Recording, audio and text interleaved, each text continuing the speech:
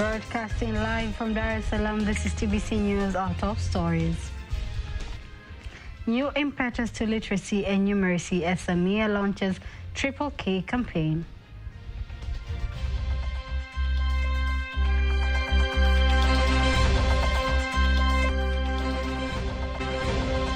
Tanzania's financial markets sound, liquidity improves. The government of the United Republic of Tanzania remains firm, committed to strengthening the financial sector as a pillar of national development.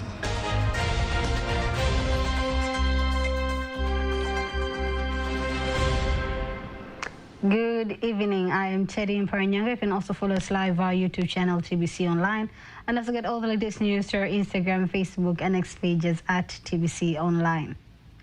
President Dr. Samia Suluhu Hassan has instructed the Ministry of Education and the Ministry of Regional Administration and Local Governments to ensure that every student entering the 3rd grade has mastered reading, writing, and arithmetic skills. President Samia gave the instructions in Dar es Salaam while launching a national scientific strategic plan to ensure a solid base in literacy and numeracy before advancing to Standard 3. Here's a story by Gervas Matabella, read to you by Caroline Maleo. Scientific strategic plan to ensure a solid base in literacy and numeracy has been prepared by the Ministry of Education, Science and Technology to ensure that every student early in primary schools becomes proficiency in these important skills. President Dr. Samia Suluhu Hassan arrives at the National Examination Council grounds to launch the strategic plan. Then she issues instructions to the Ministry of Education and to the Ministry of Regional Administration and Local Governments to effectively oversee the plan. This strategy should not remain only on paper. I want it to produce measurable results that are useful and productive for the intended beneficiaries, our children, and for the nation as a whole. Furthermore, President Dr. Samia Suluhu Hassan says the government has made major improvements in infrastructure, personnel, and equipment to align with the Vision 2050 education policy and the African Agenda on Education 2063. Therefore, for us to effectively implement our Africa Agenda 2063, we must equip our people with education, skills, and knowledge. This strategy is meant to implement the call of the declaration. The strategy we are launching today, as I mentioned, is part of the declaration, and at the same time, it is an implementation of the goal number 4 of the United Nations Sustainable Development Goals, which emphasizes quality education.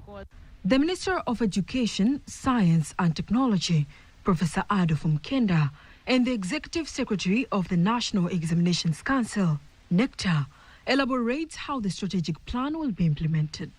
I would like to assure you that we are strengthening teaching methods, as you witnessed, Madam President, by providing continuous training for teachers, by implementing better approaches to teaching early childhood education, as well as grades 1 and 2. Through the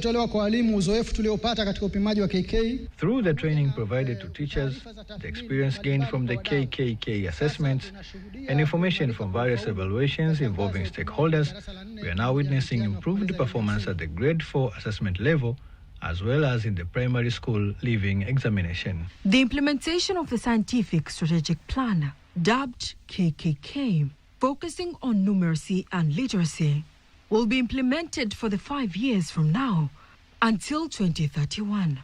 Caroline Maleo, TBC News. Vice President Ambassador Dr. Emmanuel Nchimbi today has inspected the renovation of the Vice President's office building located at Luthuli Street in Dar es Salaam. Dr. Nchimbi, who is in Dar es Salaam for various government duties, has inspected the progress of the renovation as well as the installation of various equipment in the building.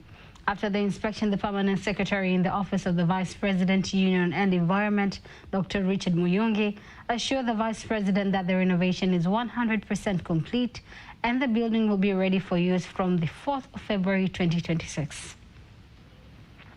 Tanzania continues to perform strongly and expand its financial product offerings to attract both domestic and foreign investments, helping the country to build resilience against shocks and keep pace with the investor trends. Speaking during the launch of Africa Financial Markets Index 2025 in Dar es Salaam, Director of Financial Markets at the Bank of Tanzania, Emmanuel Akaro, insists that in 2025, Tanzania averagely grew at a remarkably more than 6%, expressing nation's positive prospective future. The report demonstrates that Tanzania continues to perform strongly in areas linked to macroeconomic stability and transparency, reflecting the disciplined approach adopted by the government and the Bank of Tanzania. Improvements associated with transparency, regulatory clarity, predictable policy communication remain important strength for our market. Furthermore, Accra reaffirms Tanzanian government's commitment to strengthen country's financial sector as a pillar of national development, as indicated in the report, while the managing director of the CEO of Absa Bank Tanzania, Obedi Liza, says the report is representative of the overall Africa's financial markets performance. The government of the United Republic of Tanzania remains firm committed to strengthening the financial sector as a pillar of national development. We are pursuing measures aimed at deepening capital markets, expanding the range of financial products, strengthening the foreign exchange market framework, and modernizing legal and regulatory regimes to align with international best practices. With the launch of Tanzania Vision 2050, the deepening of financial markets is no longer optional, but a necessity to transform the nation into a USD 1 trillion economy by 2050. This report continues to improve and continues to be as representative as possible, covering now 29 countries, equivalent to 80 of Africa's GDP and 80 of the people's population in the continent. The Africa Financial Markets Index 2025 is an annual report that provides a comprehensive benchmark of the development, accessibility, openness, and transparency of financial markets across 29 African countries. The Minister for Transport, Professor Makame Mbarawa, has described the launch of Air Tanzania's direct flight from Dar es Salaam to Accra, Ghana, as a major milestone in strengthening economic and social ties between the two countries. Here's a story by Neema Selemani, read by Caroline Maleo. The launch of Air Tanzania's direct flight from Dar es Salaam to Accra marks a significant step in enhancing regional air connectivity between East and West Africa. The Minister for Transport, Professor Makame Mbarawa, says the move will accelerate economic integration while opening new opportunities in trade, tourism and investment for both Tanzania and Ghana. By this way, we are going to do Dar es Salaam as an aviation hub. And this is very important for the economy of Tanzania. Also, we're going to unlock some new opportunities. There are a lot of opportunities in Ghana, and Ghanaian people, they don't know all opportunity in Tanzania. But by traveling from Ghana and come to Tanzania, they're going to see new opportunity. As from there, I know big business will start to grow between Tanzania and Ghana. The maiden flight departed Dar es Salaam, carrying passengers who express optimism about the new route, citing convenience, reduced travel time, and improved business connectivity. It's been very difficult over the years to do business in terms of getting materials, but with this new trip that has been added by Air Tanzania, the wings truly, I'm excited that it's going to be a good business relationship between what I do with what I outsource. So far the journey is amazing. The environments are good, the services are good. Upon arrival at Sokoto International Airport in Accra, Ghana, the Air Tanzania aircraft received a water salute, a symbolic aviation tradition reserved for special occasions, as traditional drums added a cultural welcome for this historic flight. Furthermore, the Chief Executive Officer of Air Tanzania Company Limited, ATCL, says the national carrier is strategically expanding its network across Africa and beyond, while proudly flying the Tanzanian flag. Is a significant step and a strategic step into West African space. And this is our second destination in West Africa. We are considering few more destinations, and this will provide to Ghanaians an opportunity to travel to Tanzania as tourists and business travelers, and also to use Tanzania as a hub, Dar es Salaam as a hub, to be able to reach the southern part of Africa where Air Tanzania is very strong, also to go to Asia, places like Mumbai and China, Guangzhou, and also to Dubai. The Accra route becomes Air Tanzania's second destination in West Africa, bringing the airline's total network to 32 destinations. Today marks a new milestone. We started with the first destination in Lagos. Now we are moving to Accra as the second destination in the Western Africa. We are going to serve them. We are ready to serve them. We know there is competition, but competition is good for us. Flights to Ghana are scheduled to operate 3 times a week, further positioning Tanzania as a regional aviation hub. The new route is expected to boost people-to-people relations, trade flows, and tourism exchange between the two countries, while strengthening Africa's intercontinental air transport network. Caroline Maleo, TBC News. Minister of Industry and Trade Judith Kapinga says the Tanzanian government remains committed to strengthening the agro-processing sector while creating conducive, sustainable, environmentally responsible investment climate. She made the remarks during the launch of the Food Pack East Africa 2026 in Dar es Salaam, insisting that the exhibition helps sector stakeholders explore, connect, and grow. Agro-food, plastic pack, and paper sectors are not just supporting industries, they are strategic pillars of industrial development. Agro-processing links our vast agricultural potential to industry and markets. Packaging and paper industries enhance product quality, competitiveness, safety standards, branding, and sustainability across the entire value chain. The government remains committed to creating a conducive environment for investors and manufacturers through improved infrastructure, supportive policies, skills development, and promotion of local value addition. We also encourage the adoption of sustainable, environmentally responsible technologies, particularly in packaging and agro-processing. Furthermore, Kapinga welcomes potential investors to invest in the sector, given the continued efforts to ensure all investors' needs are met for mutual growth. Tanzania's strategic location gives investors access to a market for over 600 million people around the East African community, SADC, and AFCFTA. The government continues to improve the business and regulatory environment through policy reforms, digitalization of services, and strong public-private dialogue. I therefore call upon international partners to continue to invest, transfer skills and technology, local manufacturers to embrace technology and innovation, and financial institutions and development partners to support scalable industrial projects across the agro-processing and packaging value chain. The exhibition highlights innovations in food processing, packaging, and agriculture, offering critical networking, technology transfer, and market expansion opportunities for the East African industry. The government of Zanzibar is intensifying efforts to address challenges faced by tourism investors, so as part of its strategy to increase the number of tourists visiting the islands. Speaking at the 22nd Zanzibar Association of Tourism Investors, ZATI, annual general meeting, the Principal Secretary in the Ministry of Tourism and Heritage, Dr. Aboud Jumbe, says the government remains committed to working closely with the private sector to ensure sustainable growth of the tourism industry.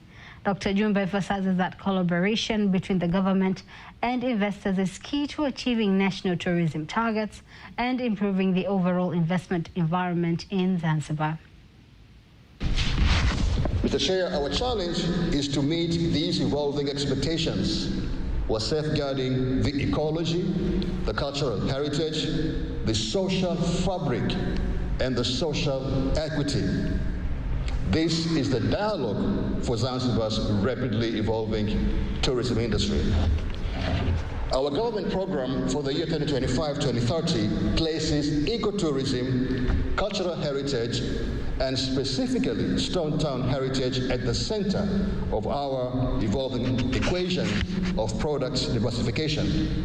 Most of all, the struggle for social equity in tourism is a balance that could tip the weight of our tourism industry in either direction. Meanwhile, Zati Executive Director Fatima Ali Mohammed highlights the importance of continued dialogue between stakeholders, noting that such engagements help identify practical solutions to challenges affecting tourism investors. Zati's engaged itself in different networks, exhibitions, the Z Summit. And as the Z Summit leader and the founder is also here, Mr. Rahim Bag, karibu sana. He is the one who brought this forward. Thank you so much, Mr. Rahim. And we are continuing it. And this year will mark the 4th year to have this exhibition, and it will be held in February 11th and 12th. We are bringing international buyers, exhibitors. Locals need to come together and showcase your product. On the other hand, Exim Bank representative Glenys Tambuli reaffirms the bank's support for the tourism sector, stating that financial institutions play a critical role in enabling investors to expand and improve tourism services in Zanzibar. We are in good collaboration with Zati for a long time, and we also have different products for the tourism sector. We have increased our branches here in Zanzibar and expecting to do more activities to facilitate the tourism community. Tanzanian youth have been urged to take the lead in national development by embracing patriotism, innovation, and active participation in economic and governance processes, as the country's future depends on young people becoming key drivers of development. Speaking to TBC News in Dar es Salaam, Chairperson of the Youth of the United Nations Association, Susan Sylvester, together with Global Youth Ambassador Jessica Mshama, urge young Tanzanians to feel a sense of ownership in the country's development agenda and actively participate in the implementation of Vision 2050, emphasizing the need for youth inclusion in policy processes, investment in education and innovation, and the nurturing of leadership that aligns national priorities with global development goals. Tanzanian youth towards building their own nation, our role is to be part and parcels of the national development. Our role is to stand with our country, first being patriotic enough to understand that we ourselves are the Tanzanians. Nobody's coming to solve our own problems. So young people should create solutions of the problems that we have today, should be part and parcel of the government and decision-making process that we have today, so that our voices, in which young people are majority of the population, can be heard in the decision-making structure, the entire government and other bodies that make decisions for the young people. But then also our role as young people is to safeguard our interests as Tanzanians. The youth have a great role in contributing to the development of our nation, because young people are in different sectors, so we are partners. Since we occupy the largest population in Tanzania, 60%, and since we have seen our country has launched the TDV 2050, so we believe that the young people will be the main people to implement this Tanzania development vision. So we have a great role, first of all, to understand our country, the resources available, and to be able to learn to be the best in whatever sector that we are, to be specialists in those sectors, and just understand that no one is coming to save us, and we be partners, and we be so loving in our country and patriotic to make success come into a reality, because no one will come outside of their country to come and help us. We are here, so we have to do it by ourselves. British TV presenter and digital content creator Jaden Brydon, age 16, has arrived in the country, where he is expected to tour various areas in the northern region and promote country's tourist attractions in the region, including the Ngorongoro and Serengeti National Parks. Jaden, who is known for his online content creation in Europe, was accompanied by his biological father and was received by senior leaders of the Tanzania National Parks Agency, TANAPA, at the Kilimanjaro International Airport, KIA. Speaking about his visit to the country, Jaden says he will use the opportunity to create digital content that will promote Tanzania's tourist attractions internationally, especially amongst young people. And since I was about 10 years old, we've always said, I really want to come to Tanzania. It's a dream to come here. And now finally I get to experience it. 20 minutes and already I feel at home. So we're experiencing here in Arusha and then Serengeti on the safari, Ngorongoro, all the national parks to see all the animals, you know, the hot air balloon. We're seeing everybody while we can, and Zanzibar too. I say, once I've come, apparently I'll never want to leave. I want to come back forever. And also I'll tell all my friends back at home and everybody everywhere how amazing this country is and what a privilege it is to be here. Kijana huyu alikuwa na shauku ya kuja Tanzania kwa muda mrefu.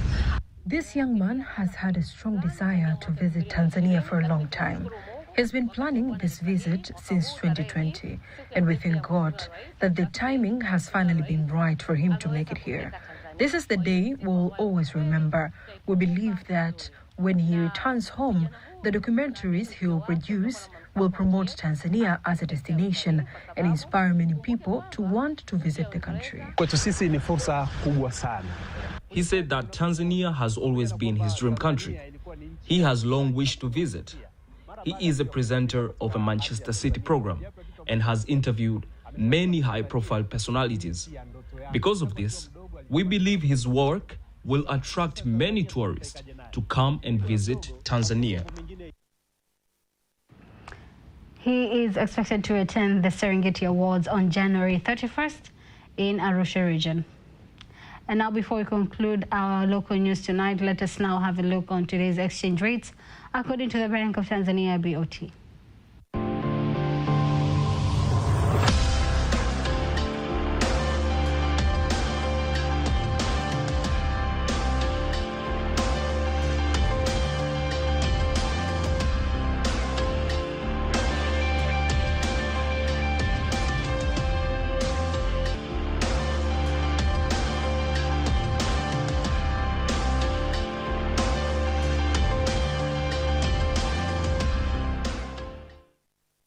Don't miss TBC News every weekday to know all the latest in exchange rates. Sports news up next.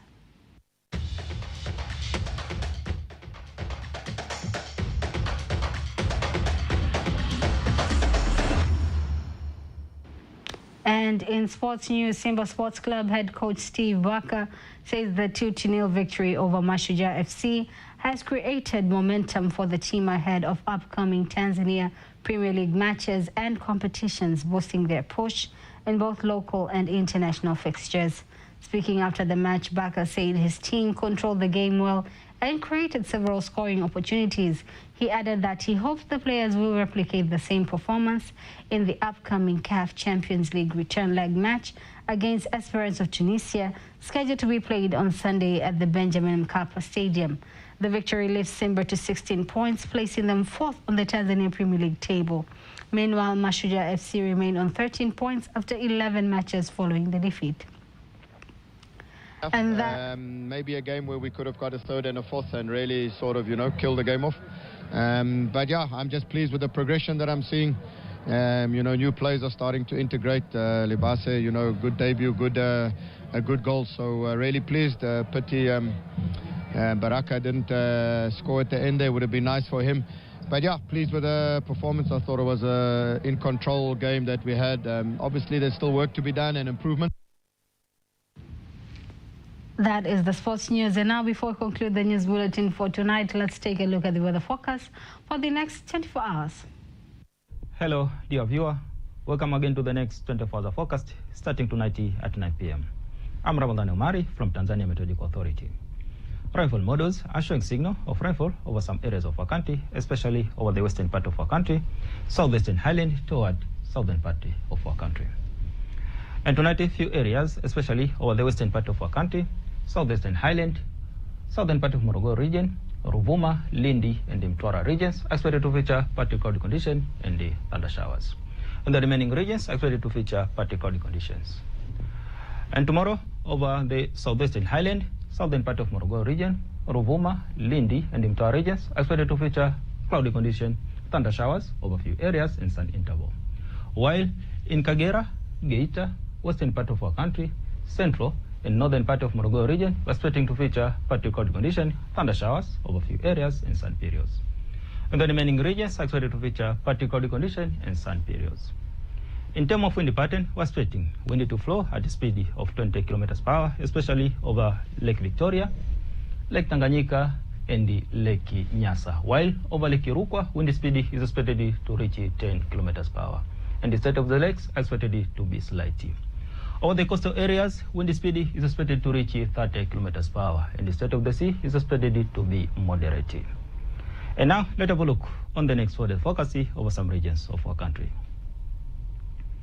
In Dar es Salaam, we're expecting partly cloudy conditions and light rain over a few areas. Over Dodoma, we're expecting partly cloudy conditions and thunder showers over a few areas. In Mbeya region, we're expecting partly cloudy conditions and thunder showers over a few areas.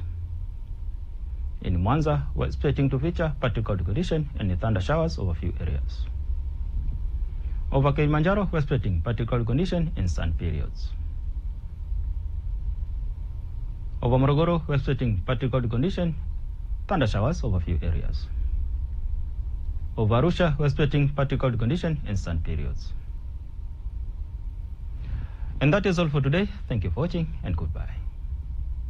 And that marks the end of the news bulletin for tonight. Do not miss our next bulletin in Kiswahili at 11 p.m.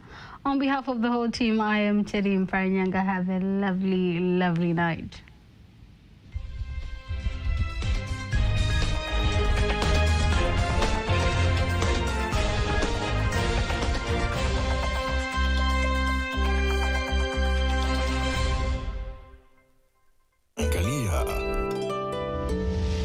TBC1, ukweli na uhakika.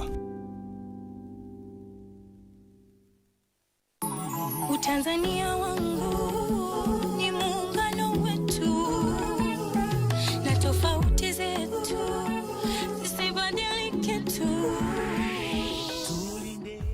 Bana, inakuaje Dar es Salaam Tanzania, mtazamaji wa TBC1. Hii hapa ni Sisi Tanzania, ndo jina la kipindi, na leo hii hapa ni mahususi kwa